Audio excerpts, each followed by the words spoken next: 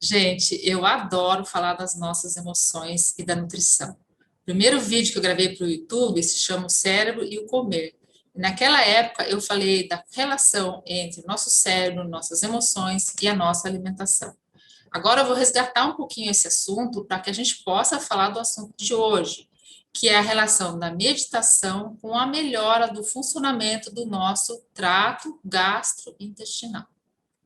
Lembre-se que a gente tem um sistema nervoso central que centraliza, que seria como se fosse a central de comando das nossas emoções, que transmitem sinais e recebem sinais de todos os tecidos do nosso organismo.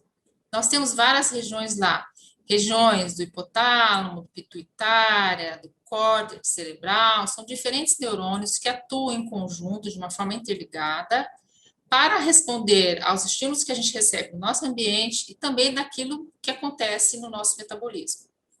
Lembre-se que eu falei para vocês que quando a gente come alguma coisa doce, a gente já sente um prazer imediato, porque existe uma sinalização aqui para o nosso cérebro por conta desse sabor doce que faz produzir dopamina e a gente tem aquela sensação de alegria, ai que delícia. E daí para diante a gente tem outros reflexos também e trocas de informação com o nosso entre o nosso cérebro e o nosso trato gastrointestinal. Essas interações elas se dão por terminações nervosas e também por compostos químicos, especialmente hormônios. Então, rapidamente para a gente lembrar, quando eu como algo doce, já estimulo o meu cérebro a produzir dopamina e sinto uma sensação de prazer. Quando eu engulo o alimento, e aí o alimento vai descendo pelo trato gastrointestinal e chega ao estômago, o estômago que estava com o volume diminuído, ele tem uma expansão e aí você tem uma alteração motora. Com isso, você tem uma sinalização de uma menor síntese de um hormônio que é a grelina.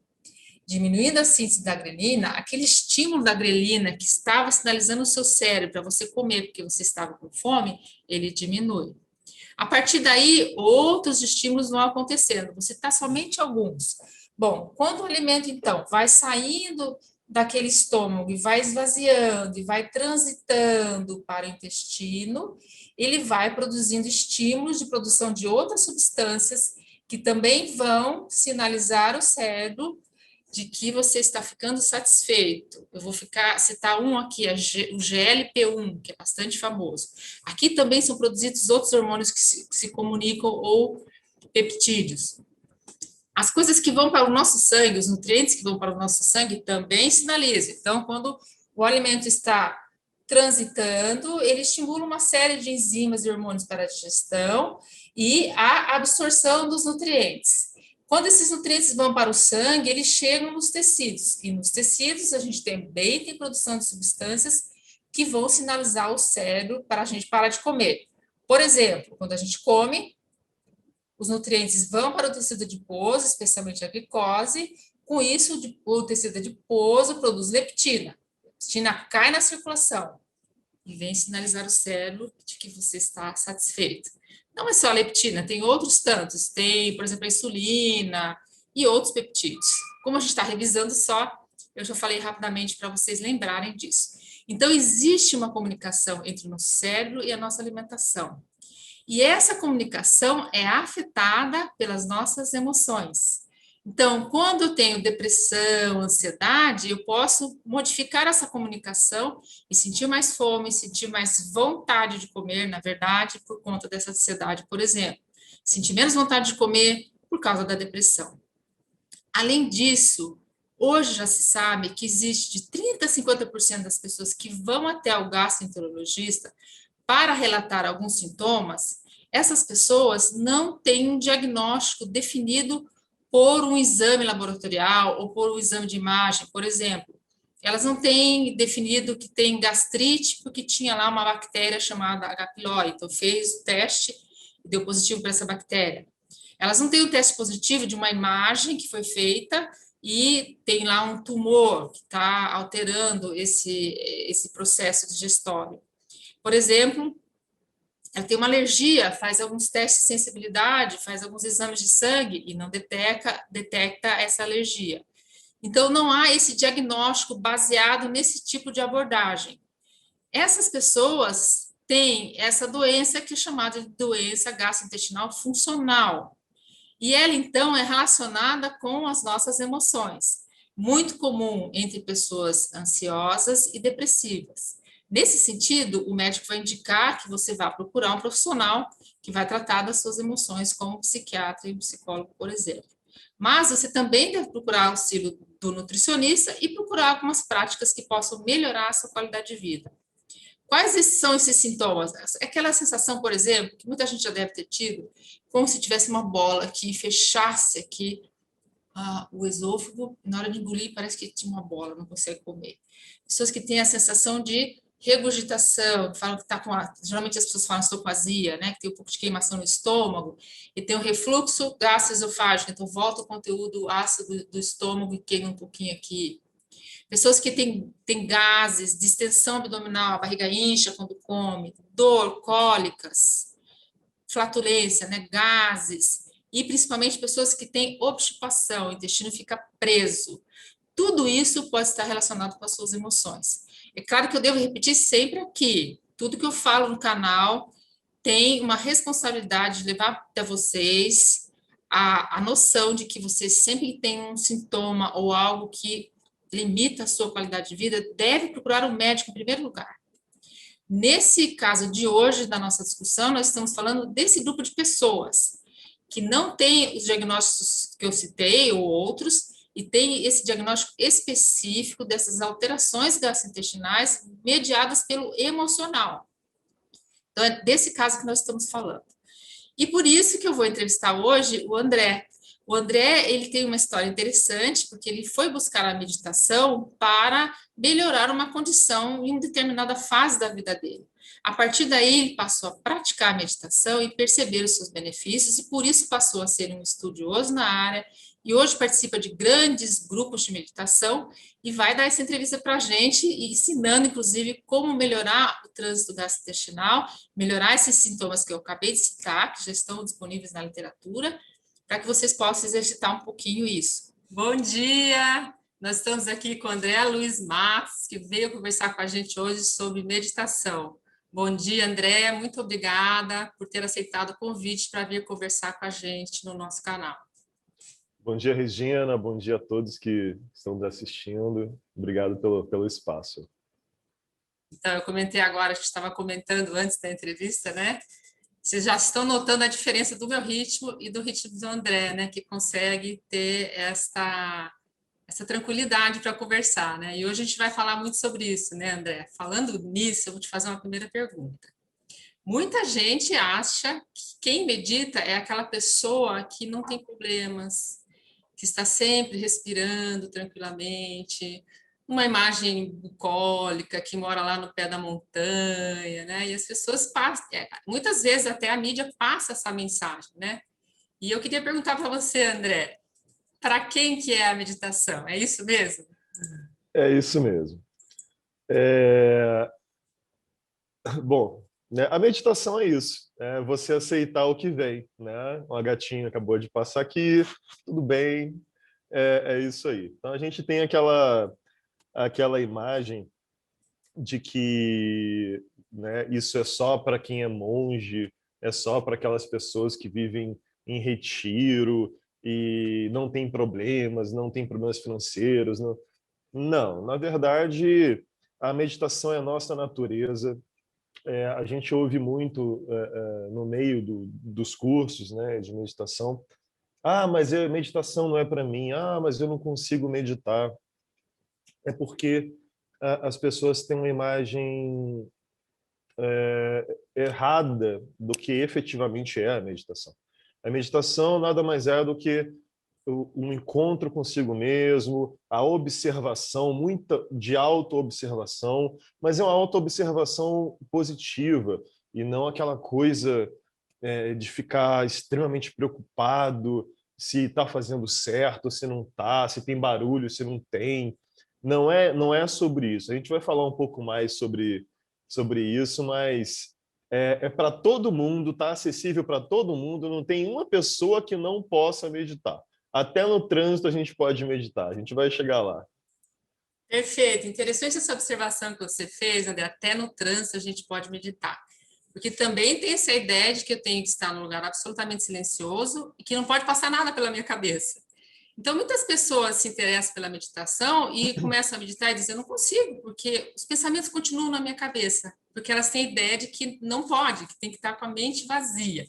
Então, eu queria que você explicasse um pouquinho para nós sobre isso e também sobre alguma confusão que a gente faz e que eu também agora comecei a praticar a meditação, inclusive com o teu auxílio. Algumas pessoas confundem, assim, afinal, o que é yoga, né? O que é meditação? O que é pranayama? Esclarece um pouquinho para a gente esses aspectos, André. Então, é tudo voltado ao autoconhecimento, tudo voltado a elevar a nossa energia vital, né? A nossa energia vital, ela é chamada de prana.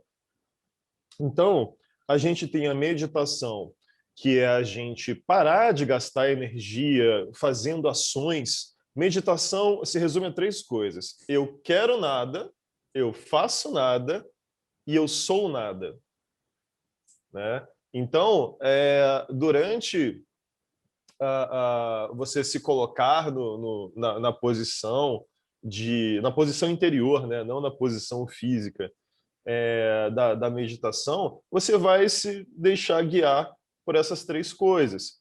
E isso, a gente percebe que muito da ansiedade, muito da perturbação mental vem dessas coisas, né? De querer as coisas, de desejar as coisas. Então, eu quero nada, eu faço nada, eu sou nada. Ah, mas isso, como é que eu vou chegar para o meu chefe e falar que eu sou nada, eu quero nada, eu faço nada? Não é na sua vida o tempo inteiro. Em alguns momentos a gente tem que agir, né? Mas eu digo durante o estado de meditação, enquanto a gente se coloca nesse estado, essas três coisas vão nos levar para onde a gente quer, para onde é o nosso espaço de descanso, tá? Então a meditação tem muito a ver com isso, com um profundo descanso. Aí a gente vai para yoga. Ele é a meditação em ação. Ele é você obter resultados da meditação através de posturas, a integração do corpo e da mente. O yoga, então, ele é a meditação em ação. Ele é a integração do corpo com a mente e ele também faz uma coisa bastante interessante, que através dessas posturas, ele faz massagens em determinadas glândulas que vão liberar alguns hormônios, que vão fazer alguns movimentos naturais do corpo que foram ficando mais enrijecidos, que eles possam funcionar melhor. E isso atua também no sistema gastrointestinal, isso Legal. atua em diversas partes do corpo, inclusive na mente também. Então, quando você faz só o yoga, às vezes ou na maioria das vezes, você sai como se tivesse apenas meditado, né? Porque então você não precisa somente de um caminho para chegar numa clareza mental, numa tranquilidade mental. A meditação, sentar em zazen, que é sentar e não fazer nada, te leva a esse estado, e o yoga, que é a meditação mais em ação, também te leva a esse estado, né? Já Interessante. o pranayama é uma coisa bem interessante. Ele é uma parte da yoga que faz com que você coloque a sua energia vital em determinados pontos dos centros de energia do corpo, que são chakras, né? Então, o pranayama é você, através das posturas do yoga, colocar a energia vital naqueles lugares que estão precisando mais. Então, isso já é uma prática um pouco mais avançada, não é muito o nosso foco aqui, mas é bem interessante a gente saber, né, que temos formas de levar energia vital para determinados pontos do corpo, né? Interessante, André, eu vou pegar um gancho aqui. Na introdução da entrevista de hoje, eu falava justamente que eu entendo que a gente tem duas condições em que a meditação, e agora com a sua explicação, acho que o yoga pode ajudar. Uma coisa, com relação ao funcionamento do trato gastrointestinal, que eu comentei, é a questão das nossas emoções afetarem o funcionamento da nossa digestão. E a segunda coisa é que massagear localmente o intestino também ajuda. Então, acho que você definiu essas duas questões aí, né? Que a gente pode pensar em meditação e na yoga e também no pranayama, quando a gente pensa, bom, eu vou fazer respiração para acalmar meu organismo, baixar meu estresse, mas eu também posso fazer um movimento que vai localizar um pouco essa energia no intestino e que isso talvez também me ajude que o funcionamento do intestino seja melhor. No caso, por exemplo, de quem tem o intestino preso. Dá para colocar nesse contexto, André? O que você acha? Dá sim, dá sim. Isso a gente faz quando a gente está que caminhou um pouquinho mais, né, ali no estudo, na prática. Não é uma coisa assim avançada, não, é uma coisa que qualquer pessoa pode fazer, mas eu recomendo mais tentar baixar o estado geral de ansiedade primeiro, antes de partir para esse ponto mais específico, tá? Por quê? Porque a gente sofre muito com somatizações, né? Como é que funciona, dentro do estudo do Zen, né? Como é que funciona aonde que ele afeta o sistema gastrointestinal? Nós temos pensamentos que nós não observamos, pensamentos que geralmente são negativos, pensamentos, às vezes, obsessivos, pensamentos de qualidade ruim, tá? Esses pensamentos repetidos, se você não observar, eles geram sentimentos. O sentimento, ele se sedimenta no organismo através de problemas musculares, através de órgãos que ficam sem fazer as suas ações de maneira correta, eles ficam tensos, eles não recebem a, a, os hormônios, as substâncias que necessitam, porque o corpo não está trabalhando de forma correta. Ele está no estado de estresse. O estado de estresse não é o estado natural do corpo.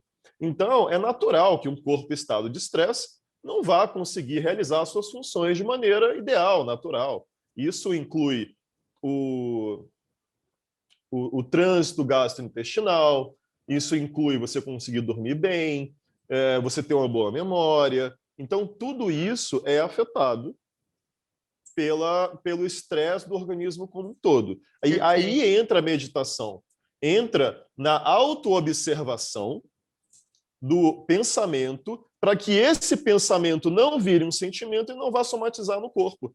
E também para que ele já ajude a relaxar um corpo que já está sofrendo com um estresse crônico, por exemplo. Perfeito, né? Você está colocando uma ideia assim que eu enxergo muito da sociedade atual, né, André? Lá na pré-história, a pessoa tinha essa sensação de perigo, de tensão e de atenção plena quando tinha um ataque de um animal selvagem, né? Que hoje não, hoje a gente vive nessa tensão, pensando no futuro, que é a questão da ansiedade. E aí é esse reflexo todo, que é quando a meditação permite, então, que a gente possa parar, né? E dizer, opa, vamos parar. Eu não quero ser É, ninguém agora, né? Não quero pensar em nada, porque eu preciso olhar para mim e perceber. Porque a gente não percebe, a gente começa nem respirar, pensando no problema de amanhã, no que e está vivendo na frente e não está vivendo agora. É um pouco disso também, né, André? na verdade, tudo tem a ver com isso, Regina. A gente está, dificilmente no nosso dia a dia, nós estamos no aqui e agora. Tá? Então, a gente está dirigindo. Eu não sei se para quantos de vocês estão vendo isso agora. Depois comentem aí embaixo, né? Vamos ver. Quantos de vocês estavam dirigindo e se perguntaram: meu Deus, como é que eu cheguei aqui? Meu Deus, o que aconteceu nos últimos 5 segundos? Que eu não sei como é que eu dirigi dali até aqui. Então, esses lapsos é porque você está totalmente no automático. Mas isso, de certa forma, é bom, porque me libera. Não, não é bom. O André, desculpa te Zazen. interromper, que lembrei de uma coisa É, agora. Não tem aquilo também, você falou do dirigir? De repente você passa e você fala, nossa, eu nunca vi essa casa, que está a 2 quadras sim, da sua, não é isso? aham, É aham, aham. incrível. É incrível, exatamente. E acontece com todo mundo, né? Porque a gente recebe uma enxurrada de informações no nosso dia, e o nosso cérebro não consegue lidar com tudo, né? Só que, se a gente estiver no momento presente, a gente vai filtrar, né? Então, aonde que entra a meditação? A meditação, ela ensina a gente a observar. Então, quando você se senta para meditar, não é que não vai ter pensamento. Vai ter pensamento. Só que você, em vez de ser o agente que está pensando, você se coloca como observador dos pensamentos. E nada mais é aquilo ali do que o estresse saindo do seu corpo e deixa ele sair. Você só observa. Se coloque como observador. E aí, no dia a dia, vai ser muito mais fácil para você ficar nessa posição de só observar em vez de você ficar naquilo automático. E isso vai fazer com que você tenha mais tranquilidade, mais presença e seja uma pessoa que vai ter uma melhor memória, menos estresse e, consequentemente, seu corpo vai ficar mais saudável. Perfeito. Falando nisso, André, em estar mais tranquilo, e você tem um perfil que se chama Zen Espírita. Então, eu queria que você falasse um pouquinho disso para a gente, porque muitas vezes a meditação a pessoa tem um envolvimento com uma cultura, com uma religião, com, por exemplo, o Zen budista. Então, eu queria que você colocasse um pouco disso para a gente também e me contasse, né? Contasse para quem está nos ouvindo, por que que tem esse nome no seu canal e qual que é a sua proposta, né? Do seu perfil, na verdade, é um perfil no Instagram, né, André? Isso mesmo, é @Zen Espírita. Né? A proposta vem do seguinte: a meditação ela não pertence a uma religião, nada disso. A meditação é a nossa natureza. Né? Então, eu sou espírita. E durante o atendimento fraterno, eu sou médium de uma casa espírita. Durante esse atendimento em que as pessoas vêm conversar com a gente, querendo orientação de fundo espiritual, a gente percebe que muitos problemas que elas têm não são de fundo espiritual, são de realmente desse viver a vida cotidiana de forma muito agitada, sem realmente estar presente, né? Querendo prazer imediato e vivendo dessa forma muito automatizada. E aí eu percebi esse link. Bom, as pessoas que procuram o espiritismo, tudo bem, todo mundo tem as suas questões espirituais para serem tratadas, mas também nós temos que ter essa outra questão que ela parte do material, ou seja, ela parte da mente material, tomar a decisão de relaxar, de diminuir por si mesma. Mas e aí entra o como. O próprio espiritismo fala: fique em meditação, faça uma oração. Aí, como fazer isso? Aí veio a ideia do Zen Espírita. Lá eu explico como fazer isso, baseado nos conceitos do Zen Budismo, baseado na cultura oriental como um todo. Interessante, André. No geral, as religiões, de alguma forma, elas clamam para que você volte para o seu estado natural. Para que você realmente, por exemplo, em outras religiões, o catolicismo, por exemplo, tem toda a questão de ficar em silêncio, em orar. De certa forma, a religião traz isso no conjunto, né, da sua filosofia, enfim, para que a pessoa seja ela mesma, que ela preste atenção, né? É mais ou menos assim, né? Se você não prestar atenção em si e não começar a respirar, acalmar, para ter oportunidade de pensar no que está acontecendo, você acaba entrando, por exemplo, numa discussão, né? A gente falou de trânsito, uma briga de trânsito, de repente você está gritando, feito uma louca. E se você não conseguir olhar isso de fora e pensar, nossa, quem era a pessoa que estava ali, né? Como assim? Não era eu. Eu acho que tem um pouco disso também, né, André? Eu gostei muito disso que você falou, de você se colocar para fora da situação e olhar para aquela situação, e não automaticamente vivenciar aquela situação de estresse. É mais ou menos por aí, É, né? exatamente. Uma coisa bastante interessante é que, assim, ninguém entra no caminho da meditação porque, eu Vou achei legal. meditar. Não, vou meditar. Não, a gente entra porque a gente está sofrendo bastante, né? E esse foi o meu caminho também, naturalmente, esse foi o meu caminho. Então, o que acontece? Eu tinha uma situação de ser muito explosivo. Então, quando, por exemplo, acontecia de um carro quebrar, um pneu furar, eu ficava bem chateado, aquilo acabava com o meu dia, né? E outro dia eu estava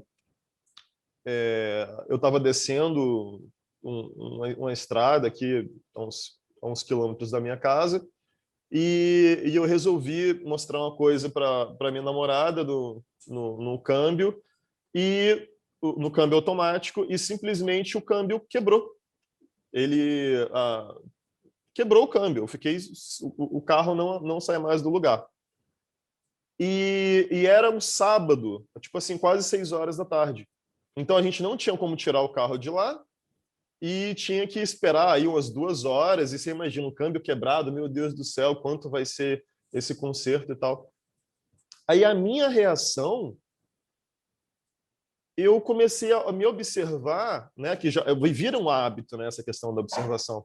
E aí eu comecei a comparar, caramba, como que eu tô diferente daquele André, né, por causa da prática da meditação. Então não é que a gente vira monge, santo, nada disso, mas você no seu dia a dia começa a ter mais qualidade de vida. Perfeito.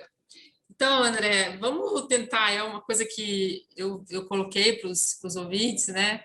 Que você poderia nos dar algumas dicas, que fique claro aqui que não é possível, né? Você deixou bem claro que a pessoa realmente precisa aprender, que é um processo, né? Que tem várias práticas diferentes. Então, não dá para você colocar aqui algo que vai ajudar 100% o funcionamento do seu intestino e que tudo vai ficar bem. Mas é interessante que eles possam ter uma ideia de algum pedaço, vamos dar um gostinho aí de um pedacinho de uma prática que você entende que poderia acalmar e massagear um pouco essa região do intestino. Você poderia fazer isso para a gente, André?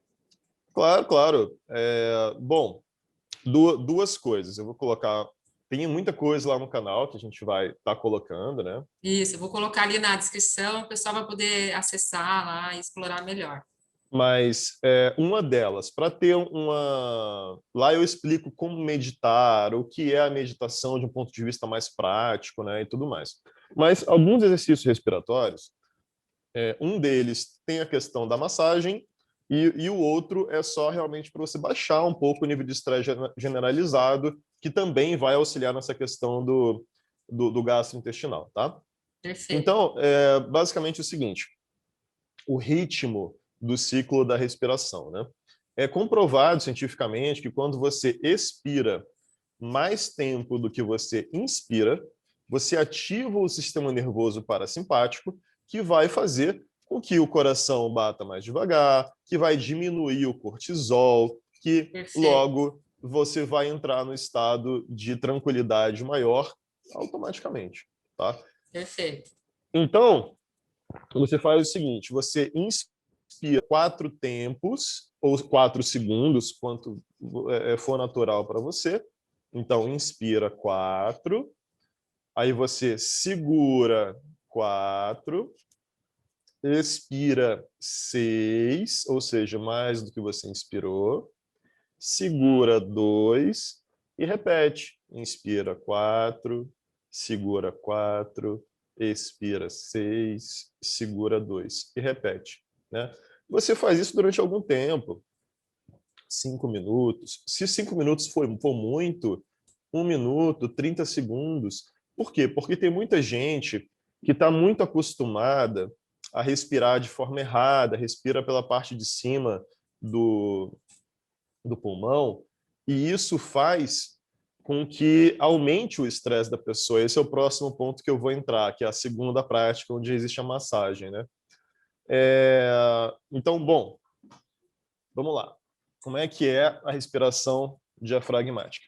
Lembrando que esses ciclos, eles são feitos todos pelo nariz, tá? Nunca a gente faz um exercício respiratório de relaxamento com a boca, ok? Sempre pelo nariz. Então, tanto esse quanto o próximo agora. Então, a gente vai falar agora sobre a questão da respiração diafragmática. Essa tem um poder do massagear mesmo, né? Essa que a Regina comentou e que ela é muito interessante. Quando a gente faz por cima do pulmão, que é o normal, né? Que o normal não, que é o normal da sociedade, né? Que está fazendo errado. A gente está respirando e acionando o sistema nervoso simpático, que vai fazer a gente ficar mais estressado, né? Perdão. Então, o normal, o que deve ser o nosso normal, é nós respirarmos pela parte de baixo, né? O 66% do nosso pulmão está na parte de baixo, né? É realmente na parte abdominal. Então, a nossa respiração ela deve ser feita pelo abdômen, tá? E aí a gente vai, no final, usar o restinho aqui do pulmão em cima. Então, como é que é feito isso? Primeiro, a gente vai soltar todo o ar. Vou simular aqui um pouquinho, André. Você Isso, acabou de vamos falar lá. isso aqui, né?